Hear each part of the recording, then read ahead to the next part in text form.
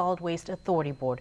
The government agrees with the issues and asks the court to order the federal receiver to begin the transition of Solid Waste Authority management and operations. The government of Guam is deeply troubled that despite years of representations that the consent decree projects were well within budget and the Guam Solid Waste Authority was financially healthy, this turns out not to be the case. In the latest filing to the district court in response to the GSWA's board letter, attorney Roland Manzanoña takes issue that there isn't enough money to comply with the consent decree despite the government of Guam obtaining bond financing of over $202 million. Manzanoña notes that the government relied on the receiver's own projects, that the anticipated revenue generated from the Ladzon landfill would be enough to pay 100% of the debt service of the bonds. He argues there was no indication from the receiver that funds provided by the Section 30 bonds would be insufficient to complete the consent decree projects.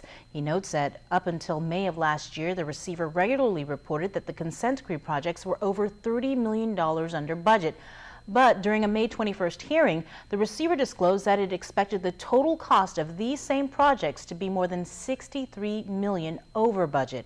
The receiver also noted during that hearing that the government can expect to pay more than $14.2 million for post-closure environmental monitoring of the Orat dump, an amount that has also not been previously budgeted.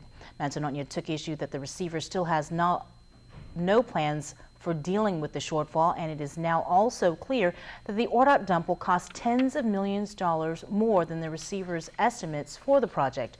Manzanoña writes, quote, "The receiver has for years been spending far more money than the GSWA can afford based on its current revenue without reporting these issues to the court," end quote. But the issue wasn't just with the shortfall in capital funding, but also the receiver reporting that the GSWA will never be self-sufficient operationally despite being set up as an autonomous agency. According to the receiver and the court's projections, the Guam Solid Waste Authority is expected to take over operations from the receiver in December 2015. But the board has expressed significant concerns over the transition as it has been relegated to merely an advisory role in the operations of GSWA.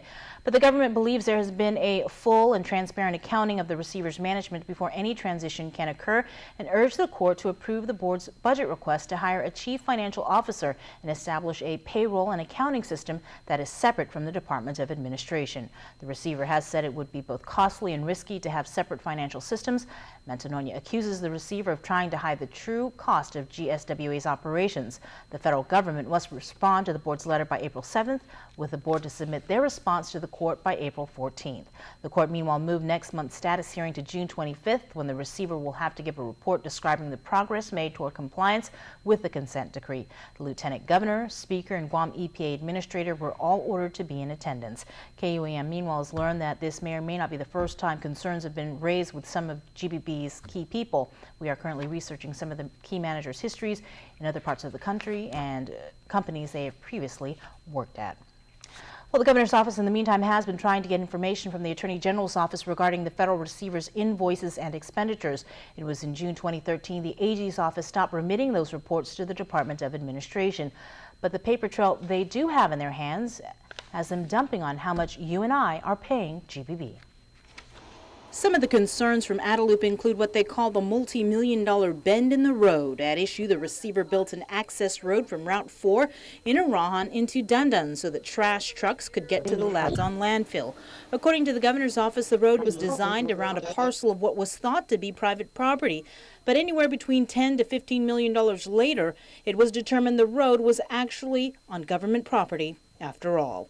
Adelup meanwhile estimates GBB's principal associate David Manning has been paid $1.9 million to date, $1.7 million to GBB Vice President Chris Lund, $1.5 million to pay for GBB Senior Vice President Chase Anderson, $8 million for total labor costs for GBB employees, close to $700,000 for first-class plane tickets. Other examples of expenditures throughout the years and previously reported by KUAM include the first month of receivership, $500 to David Manning for 2 hours of work to, quote, document, review, and respond to email and media interviews. On March 24th of 2008, $180 for Chase Anderson's dinner at Hotel Santa Fe. The next day, $78 for his dinner at Jamaican Grill.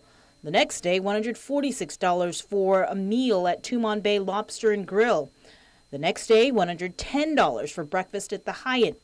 The paper trail also reveals that on August 5th, 2008, $176 for shopping at Kmart, which included a 14-inch barbecue grill, a vacuum cleaner, charcoal lighter, and hickory wood chips for grilling. January 2009, $930 for David Manning to stay for 2 days at the Sheraton Waikiki Hotel in Hawaii. And the list goes on. You can read the statement from Adelup on our website.